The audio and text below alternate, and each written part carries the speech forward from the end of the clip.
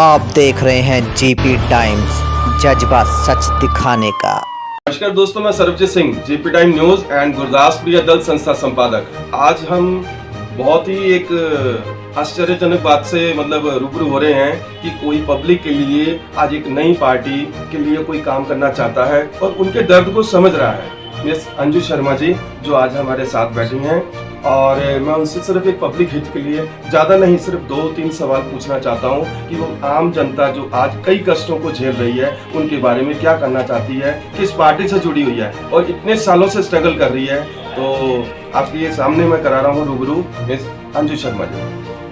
नमस्कार अंजू शर्मा जी, मैं सरबजीत सिंह। आज बहुत खुशी हुई कि मेरे को आज 2 शब्द आपसे पूछने के लिए मौका मिला। बाकी मैं ज़्यादा नहीं, सबसे पहले मैं ये कहूँगा आप अपना पार्टी का रेफरेंस दीजिए और आप इसमें पार्टी में जुड़कर क्या पब्लिक के लिए करना चाहते हैं। देखिए, आपके सबसे पहले मैं आपका धन्यवाद देना चाहती हूँ। आपके चैनल के माध्यम से मेरी आवाज़ काफ़ी सारी जनता सुनेगी और 25 मई को दिल्ली में चुनाव होने वाले हैं। यह लोकतांत्रिक देश में सबसे बड़ा त्यौहार होता है। आप दिल्ली के जितने भी मेरे नागरिक हैं उनसे मैं निवेदन करूंगी कि 25 मई को आप लोग वोट ज़रूर करें। मैं अंजू शर्मा पश्चिमी उम्मीदवार जिला से बात कर रही हूँ। भारतीय जवान किसान पार्टी की मैं उम्मीदवार हूँ।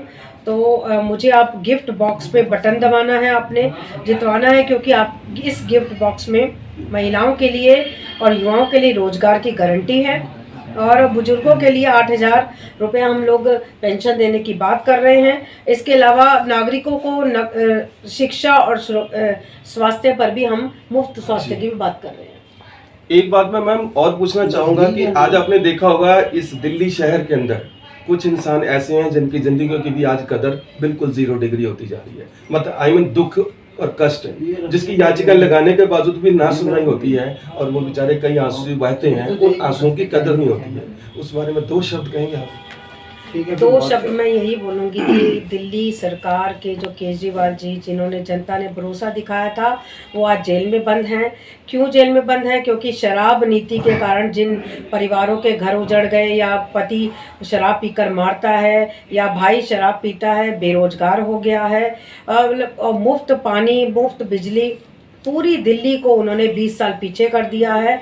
और नेचुरली किसी भी राज्य की जनता जो दुखी होती है, परेशान होती है, तो उसका जिम्मेवार हमेशा राजा ही होता है वहाँ। और यहाँ का जो केजरीवाल है वो इस समय जेल में बंद है शराब नीति के भ्रष्टाचार मामले में, और रक्षा सुरक्षा की बात की नहीं, और पिछले 10 सालों में इन्होंने कोई काम किया नहीं। शीला दीक्षित सरकार पर इन्होंने तंज कसा और आज खुद ही उसी कटहरे में ये खड़े हैं। कहते हैं दोस्तों, रात गुजर जाती है, दिन चढ़ जाता है, और दिन चढ़ते चढ़ते उस रात के अंदर कई लोगों का सफर तय हो जाता है। ऐसे ही कई मुद्दे हमारे सामने भी आते हैं और ऐसे दुख की घड़ियों के हम भी सोचने पर मजबूर हो जाते हैं कि इस दुखी इंसान के लिए क्या करें, क्योंकि आज कई सरकारी विभाग जहां पर याचिका लगा लगा के लोग थक जाते हैं मैम, लेकिन उनकी मुराद सुनी नहीं जाती। इस बारे में आप क्या कहेंगे?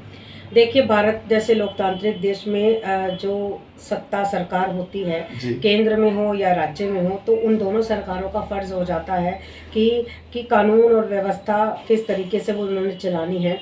अगर संसद में बैठकर जिस तरह भी 400 पार की बात हो रही है, तो ये कुछ लोग ये भी कह रहे हैं कि संविधान को मोदी सरकार चेंज कर देगी।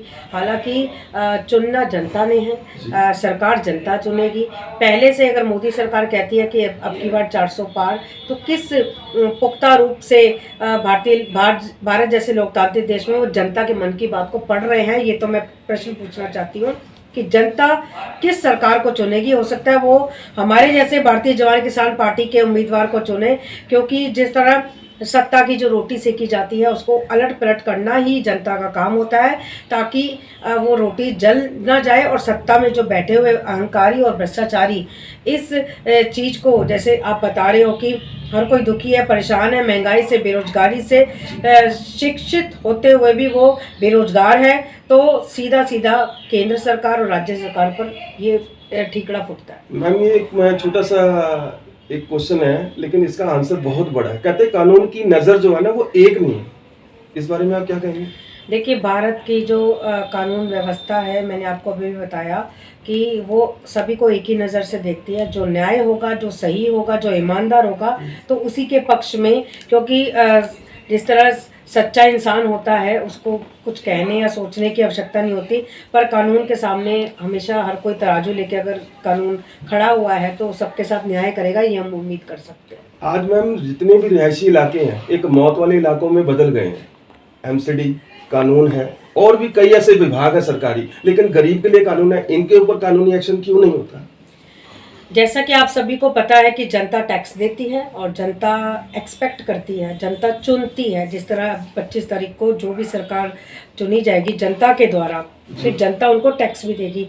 टैक्स देने का तात्पर्य होता है कि हमारे लिए विकास करे सरकार। टैक्स देने का मतलब होता है कि हमारे लिए परिवर्तन करे सरकार। टैक्स देने का मतलब होता है कि हम लोग विश्वास कर रहे हैं।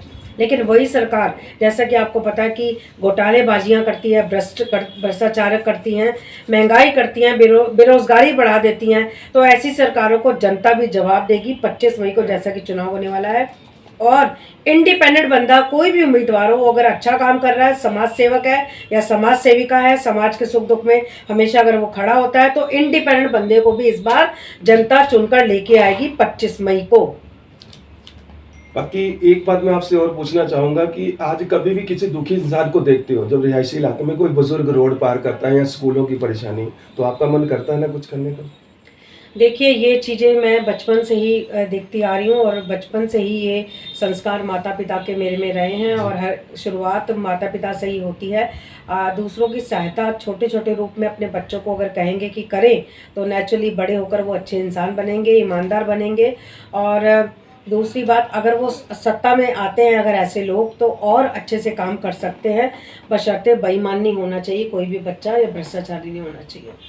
बाकी बहुत अच्छा लगा आपसे, और हम यही चाहेंगे कि आपको आपकी मंजिल मिले और पब्लिक आपको चुने, आपको मौका दे सेवा करने का। बाकी आपकी पार्टी से जुड़ने के लिए आप अपना नंबर या कोई कैसे जुड़ सकता है, उस बारे में गाइड करेंगे? देखिए, 25 मई को मैं आपके चैनल के माध्यम से जनता से ये भारी से भारी मतों से मुझे विजयी बनाएं। मैं अंजू शर्मा, पश्चिमी जिला से मैं उतर रही हूँ, भारतीय जवान किसान पार्टी से।